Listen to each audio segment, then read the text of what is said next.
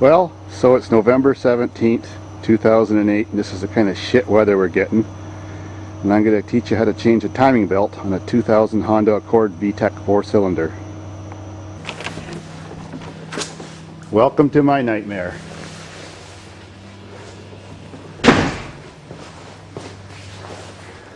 Car is still running great, but it's way past its scheduled timing belt change.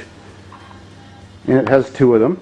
One that drives the oil pump and the balancing shaft, and the other one drives the camshaft. So first step is to remove the wheel and the plastic splash cover behind it. One little trick to show you wannabe mechanics how to make your air impact tool have more power on a little bit of a tight bolt is if you grab the socket and hold it tight and turn backwards a little bit while you're operating this thing, it actually gives it more torque and it takes the bolt off easier. Didn't need to do it in this case. Next step is just undo all the bolts that hold down your aluminum rocker cover. Loosen all the spark plug wires, just leave them hanging there.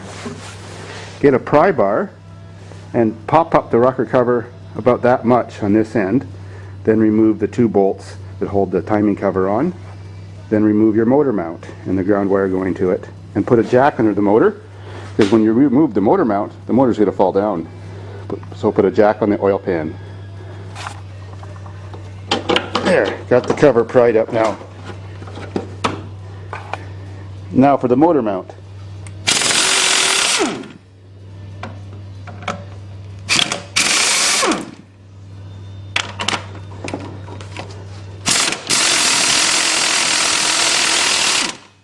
Simple as that.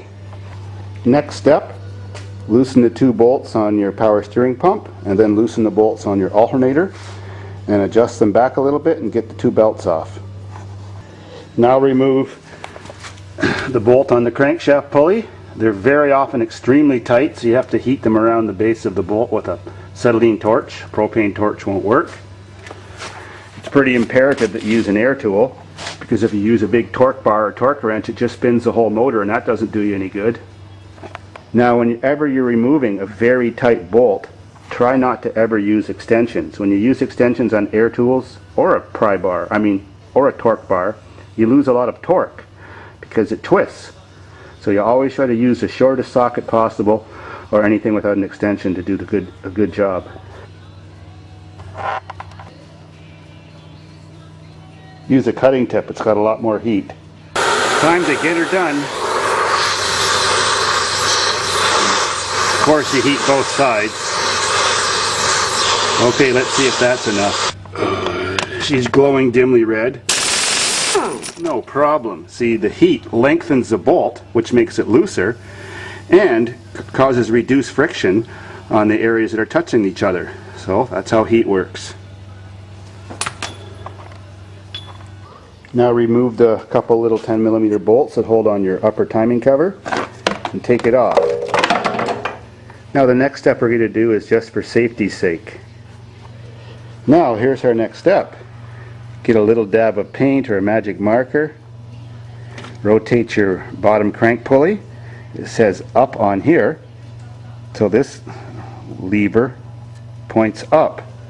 Then put a mark on the cover and a little mark on here with your white paint, and then do the same thing down at the bottom with some point that you choose to mark the position of the crankshaft. Then if all else falls apart and you lose control of where things used to be and you don't know how to reset it up, well, just set up your two white marks or whatever you used. To get the lower timing belt cover off, just unbolt the bolts around it, move this little wire out of the way, and you have to unbolt your dipstick tube and pull that out to get access to that one down there below the alternator, and there's another one up here below the power steering. Now that all the cover bolts are off, there's a rubber washer that goes around that bolt. Just peel it off with your fingers. Now pry the timing cover loose. And then maneuver it out of the engine to get it completely out of the way. Done. It came out the bottom, no problem. Now for the white paint. Got the flywheel key, got the crank key pointing upwards. There happens to be a little dot on the casting here, so I'll make a little white mark to correspond with that. Now to put my mark on the cam pulley.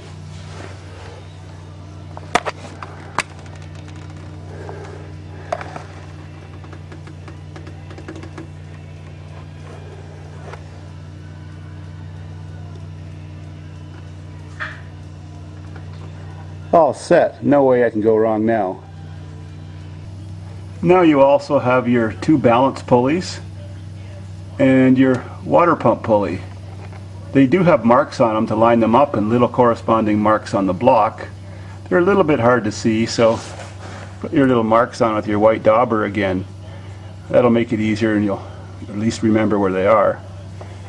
So we've got that mark and one way the hell up there, so I'm all set. Now you see the center two smooth pulleys. Those are the tensioner pulleys. Put your 14mm wrench on those, and of course you've got no room to get your arm in there, and that's a very tight bolt to try to swing it. So here's a little mechanics trick. Choose a similar sized wrench. This one happens to be 15mm. Hook it on one end of the open end wrench. There, it locks on. Now you have twice the effective strength because your wrench just got twice as long.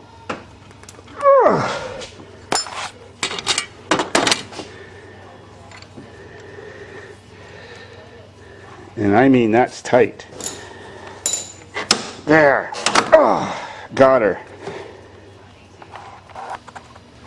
Now remove the little spring at the back of the motor which tensions the balance shaft belts.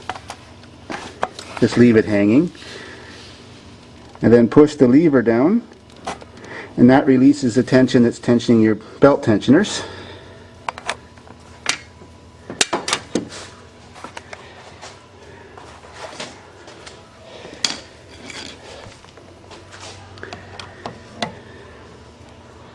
Now get your handy dandy pry bar and push way down there on the main timing belt where the cogs are going around the other smooth pulley, and push that pulley back, and when using your other hand get that wrench again and retighten the tensioner so the belt is tightened in loosened position. Okay, now it's tightened in loosened position, so the timing belt is extremely floppy. Now peel it off at the top. Simple. Now slip off the bottom pulley.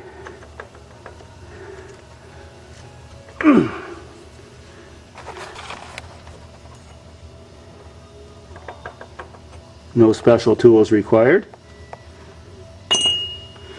Now you can get the timing belts off. Simple as that.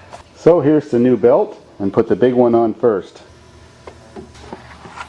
Now I've got the belt started to be put on. There's a little mark on this cog that lines up with a little mark on the block. On the pulley that's up above here, I've got my little paint mark lined up too. The belt going around it. The belt tensioner is still tightened down in the loose mode. And you always put the timing belt on the straight edge first. Peel this edge on first, the front edge. Never peel the edge on where that goes around the tensioner first. So I've started doing that, and I'll just finish it. My white mark is still lined up with my white mark. Still says up here, so everything looks a-okay when I release the tensioner to go tight. Now put on the small belt. To do that, you have to put it around the bottom pulley that you've taken off at the same time as you're slipping both of them onto the engine. Now I've just slipped that bottom cog pulley back on and slipped the little belt underneath of it. And peel it on to the corresponding white marks or whatever marks you just made. Now that both belts are on loose but lined up, loosen that tensioner bolt in the middle, and there's springs on it, and it'll pull those pulleys upwards, and that will make the two timing belts pre-tensioned. Then reach down with your hand and grab both wheels and pull them up a little, and then completely tighten it. Now one little trick I like to do before I completely finish the job is put the bottom pulley back on the crankshaft of the motor, put the bolt on finger tight, leave all the covers off and everything the way it was, and start the car up and see if it runs as good as it did before you go through all the trouble of reassembling it and maybe made a mistake.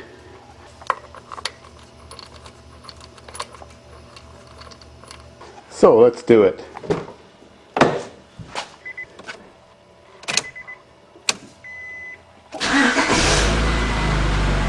Sounds good to me.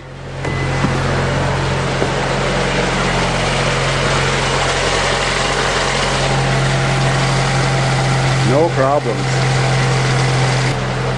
And no vibrations, so I got those balancer belt on right too.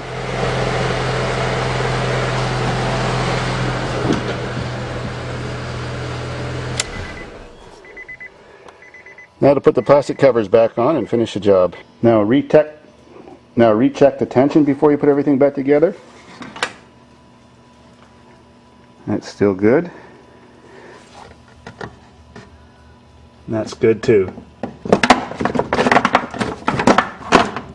When a timing belt is at the right tension, you should be able to only give it a half a twist on the long straight side, and that's it. Perfect. Well, the bottom cover's back on and the rubber gasket near the bolt.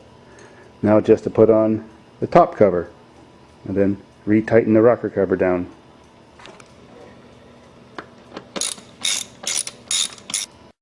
Reinstall the dipstick tube and then just put the lower crank pulley back on. And make sure you haven't lost that little metal key.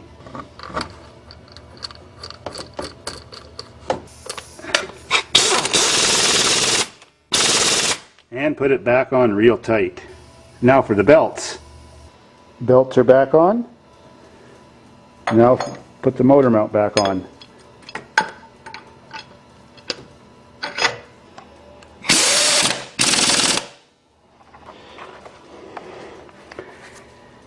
And it's immensely important not to forget your ground wire that grounds the body to the engine. Strange things can happen if that's not hooked up, like flickering digital dashes, noises on your radio, burned out wheel bearings, and I've even once seen it burn out the ball bearings in the knuckle of a CV axle in the front end.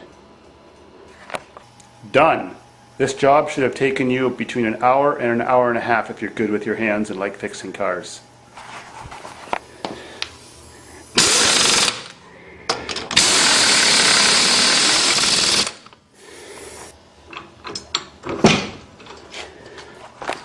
Now time for some beer.